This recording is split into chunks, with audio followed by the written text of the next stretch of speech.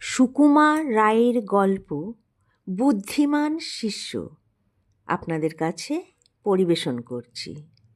পাশে থাকার অনুরোধ রইল। এক মুনি, তার অনেক শিষ্য। মুনি ঠাকুর তার পিতৃশ্রাদ্ধে এক মস্ত যজ্ঞের আয়োজন করলেন। সে যজ্ঞ এর আগে মুনির আশ্রমে আর হয়নি। তাই তিনি শিষ্যদের ডেকে বললেন, আমি এক যজ্ঞের আয়োজন করেছি। সে যজ্ঞ তোমরা আর কোথাও দেখবার সুযোগ পাবে না। কাজেই যজ্ঞের সব কাজ কর্ম বিধি ব্যবস্থা বেশ মন দিয়ে দেখো। নিজের চোখে সব ভালো করে না দেখলে শুধু পুঁথি পড়ে এ যজ্ঞ করা সম্ভব হবে না। মুনি ঠাকুরের আশ্রমে বেড়ালের ভারী উৎপাত। যজ্ঞের আয়োজন সব ঠিক হচ্ছে, এর মধ্যে বেড়ালগুলো এসে জ্বালাতন আরম্ভ করেছে। এটাতে মুখ দেয়, ওটা উল্টে ফেলে, কিছুতেই তাদের সামলানো যায় না। তখন মুনি ঠাকুর রেগে বললেন, বেড়ালগুলোকে ধরে ওই কোণায় বেঁধে রেখে দাও তো। অমনি 9টা বেড়ালকে ধরে সবার এক পাশে খোঁটায় বেঁধে রাখা হলো। তারপর ঠিক সময় বুঝে যজ্ঞ আরম্ভ হলো। শিষ্যেরা সব সভার সাজসজ্জা আয়োজন, যজ্ঞের সব ক্রিয়াকাণ্ড, মন্ত্রোচ্চারণের নিয়ম ইত্যাদি মন দিয়ে দেখতে লাগলো আর শুনতে লাগলো।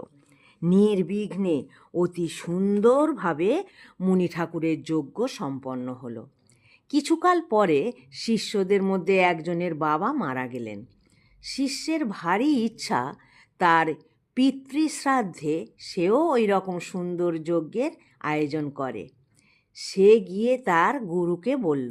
তিনি বললেন, আচ্ছা, সব আয়োজন করতে থাকো, আমি এসে যজ্ঞের পুরোহিত হব। শিষ্য মহা সন্তুষ্ট হয়ে যজ্ঞের সব ঠিকঠাক করতে লাগলো। ক্রমে যজ্ঞের দিন উপস্থিত। মুনি ঠাকুর সশিষ্য শ্রাদ্ধের সবাই উপস্থিত।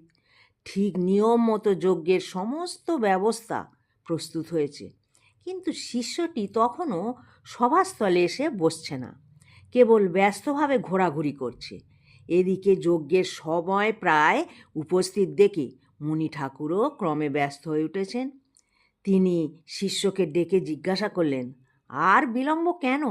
সবই তো প্রস্তুত, যজ্ঞের সময়ও উপস্থিত, এই বেলা সভায় এসো।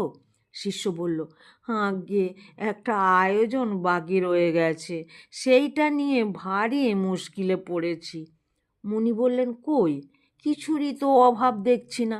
শিষ্য বলল, আজ্ঞে, 4টে বেড়াল কম পড়েছে। মুনি বললেন, সে কীরকম? শিষ্য মুখ কাঁচুমাচু করে বলল, ওই যে আপনার যজ্ঞে দেখলাম ঈশান কোণে 9টা বেড়াল বাঁধা রয়েছে। আমাদের এ গ্রামে অনেক খুঁজে 5টার বেশি পাওয়াই গেল না। কাজেই আর বাকি 4টের জন্য পাশের গ্রামের লোক গিয়েছে, তারা এই এসে পড়ল বলে। শুনে গুরুর তো চক্ষু স্থির। তিনি বললেন, আরে বুদ্ধিমান, কোনটা যজ্ঞের অঙ্গ আর কোনটা নয় তাও বিচার করতে শেখনি। আশ্রমের বেড়ালগুলো উৎপাত করছিল, তাই বেঁধে রেখেছিলাম। তোমার এখানে কোনো উৎপাতই ছিল না, তুমি আবার গায়ে পড়ে উৎপাত সংগ্রহ করতে গিয়েছো। বসে পড়ো, আর বেড়াল ধরে কাজ নেই। এখন যজ্ঞটা নির্বিঘ্নে শেষ হয়ে যাক। শিষ্য নিজের আহম্মকিতে লজ্জিত হয়ে অপ্রস্তুতভাবে সভার মধ্যে বসে পড়ল।